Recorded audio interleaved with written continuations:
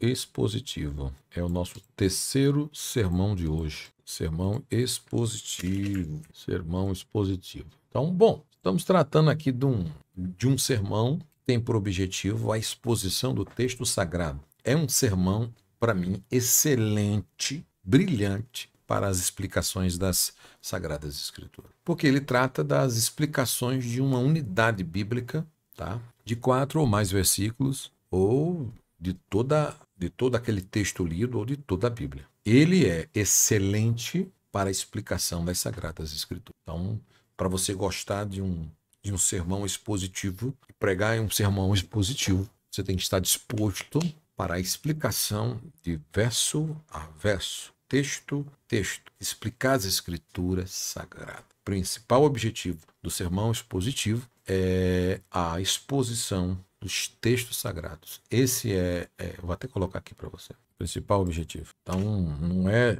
E ele é um sermão pouco pregado. Esse aqui, ele exige tempo. Você que é pregador, ao prepará-lo, você precisa cuidar de detalhes, você precisa trabalhar a exegese, você precisa trabalhar a unidade, você precisa transformar ele em uma série de pequenos sermões textuais. Ele é ótimo para você agrupar os comentários de parte sucessiva das mensagens detalhadas, né, da Bíblia. Tá? Ele estuda a parte exegética, analítica, ele trabalha a exposição. Então você vai estudar aquele texto e vai fazer um comentário, aquele texto e vai fazer um comentário à parte. Tá? Então exige tempo, estudo. O sermão expositivo ele é maior. Eu tenho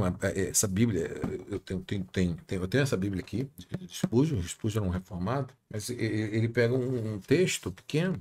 O primeiro sermão dele aqui, ó, é o primeiro sermão dele aqui. Ele pega um versículo só e ele pega um sermão só de Oséias 8:12, em letras pequenas. Exige estudo, exige ter Bíblia, dicionários, exige você fazer um curso teológico. Eu tenho aqui a Bíblia eu apresentei para vocês a Bíblia do expositor. Você já lê e vem a explicação do texto embaixo. A Bíblia de Wisber é uma Bíblia de estudo que você lê o texto e já vem a explicação ao lado para você fazer uma exposição exegética, expositiva. Você tem que ter material. A Bíblia expositiva, de pregação expositiva, né, de sermões expositivos, ela é ótima, porque são sermões maiores. A de Hernandes Dias Lopes, recomendo para você. É essa aqui que eu indiquei para vocês. E esse aqui, essa, deixa eu ver aqui, eu tinha mostrado, um momentinho só aí. Pregação reformada, que é uma pregação expositiva, bíblica, tá bom? Então, exige estudo, exige esse tipo de mensagem expositiva. Você tem um objetivo de expor o que a Bíblia está dizendo, o que os versículos estão dizendo, tá bom? Então pense nisso, vamos ver, tá bom? Então eu indiquei essas bibliotecas para vocês e pode faltar. Elas não podem faltar, tá bom? Então isso é muito importante. Todo pregador ele precisa cuidar do detalhe. Então ele precisa de ter ferramentas, dicionários exegéticos. Ele não precisa ter um conhecimento de línguas originais, mas ele precisa pelo menos ter noções e ter material, dicionário de grego, dicionário de hebraico, sabe? Você precisa ter essas fontes e significados para quando você for estudar o texto. É o que eu vou explicar aqui, você ter essas fontes de pesquisa para fazer um sermão expositivo, tá bom?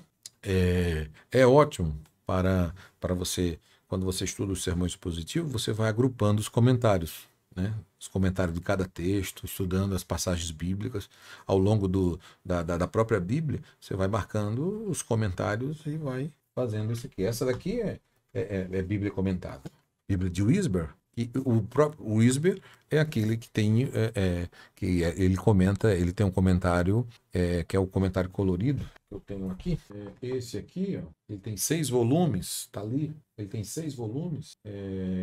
comentário de toda a Bíblia. Então, ele tem um comentário de 6 volumes da Bíblia, maior, tem um de 2 volumes, Antigo e Novo Testamento, e tem a Bíblia de Wisber, que auxilia qualquer pregador nas Escrituras. Então, tem as notas também da Bíblia, e também embaixo tem as explicações para você fazer uma pregação expositiva. Então, bons comentários, bons dicionários, bons atlas bíblicos, boas concordâncias, palestras, participar de eventos. Participar de uma aula como essa desenvolve qualquer pregador para a pregação do Evangelho. Tá bom? Então, quais são as vantagens deste sermão? E ele já encontra algumas desvantagens para algumas pessoas, principalmente, né? Então, eu quero poder tratar aqui com vocês quais são as vantagens e as desvantagens, tá bom? Quais são as vantagens do sermão positivo? Eu sou fã, eu prego os 3 sermões, mas assim, estudar mesmo, eu só estudo mais da forma para preparar um sermão positivamente. Em uma outra aula eu vou explicar qual é a forma, se alguém perguntar eu até respondo, tá? Mas qual a forma que eu estudo para montar o sermão expositivo? Eu até acho que eu falei na aula passada. Vamos lá, quais as vantagens? Bom, primeiro, a prioridade, na realidade, a propriedade, né, de quem estuda um sermão expositivo, ele vai ser uma pessoa que ensina muito. Então, a vantagem é que você vai pregar ele num culto de ensino, e a maioria das pessoas que fazem esse tipo de mensagem, ela é apropriada para cultos de ensino, né? Então, culto de você tem tempo para expor o texto sagrado. Então, você trabalha exatamente, estudou muito, vai lá, às vezes eu estudo um mês, um assunto, e fala em 40 ou 50 minutos ou até 1 hora. Imagina, você passou um mês, o tanto de assunto que você não pode ter. Desculpa aqui, gente. Tá bom? Imagina o tanto de assunto que você não tem para falar em 20 minutos. Qual a outra vantagem?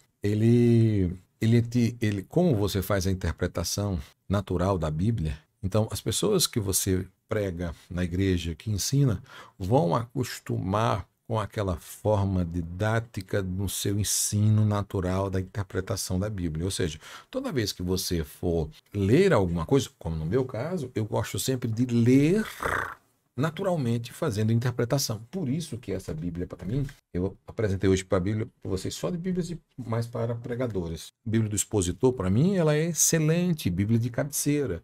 É uma Bíblia e, por exemplo, eu leio o texto em preto e o vermelho vem a explicação, a interpretação. Então eu já gosto de ler e entender, ler e interpretar, ler e interpretar, ler e interpretar, ler e interpretar.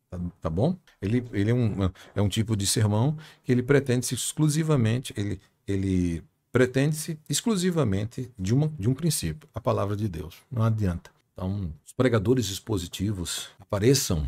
Os pregadores expositivos apareçam, tá bom? Então, façam menção das passagens bíblicas, porque o pregador expositivo, qualquer ocasião, ou na ocasião que ele for falar, ele vai fazer menção às passagens bíblicas, tá bom? Então, que você que está me ouvindo aqui seja um grande pregador, um príncipe, um mestre na pregação expositiva, tá bom? Bíblia, tá bom?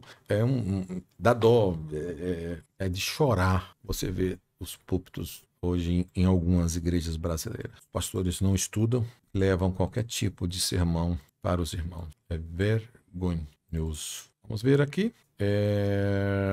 Quais agora as desvantagens, né? Deixa eu ver.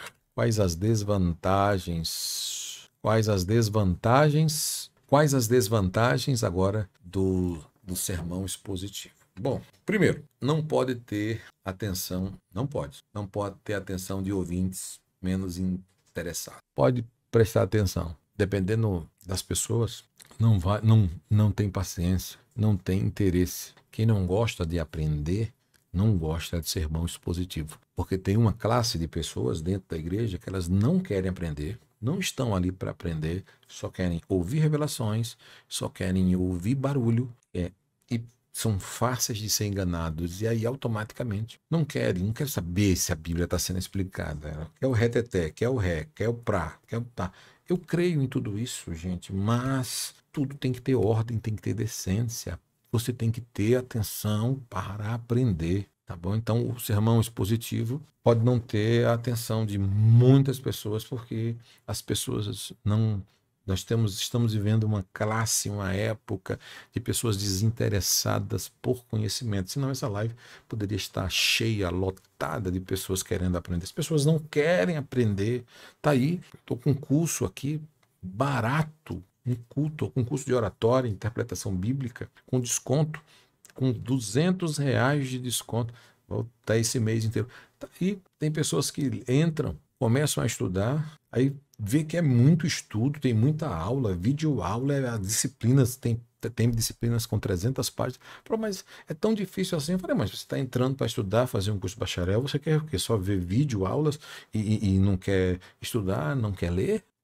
Entendeu? Então, existe muita desvantagem no sermão expositivo. Você vai encontrar muitas pessoas que não vão querer ouvir, porque ele não oferece as mesmas condições dos outros para a concentração de ideias. Tá bom? Porque ele vai falar só do texto, só da Bíblia. Tá bom? Também ele é excessivo em números, em texto, em hebraico, em paralelos, referências paralelas, em Bíblias, né? Sobrecarrega o discurso e às vezes, dependendo de quem está falando, ele se torna muito cansativo e as pessoas não têm paciência, tá bom? Então, isso é uma desvantagem que hoje existe na pregação, tá bom?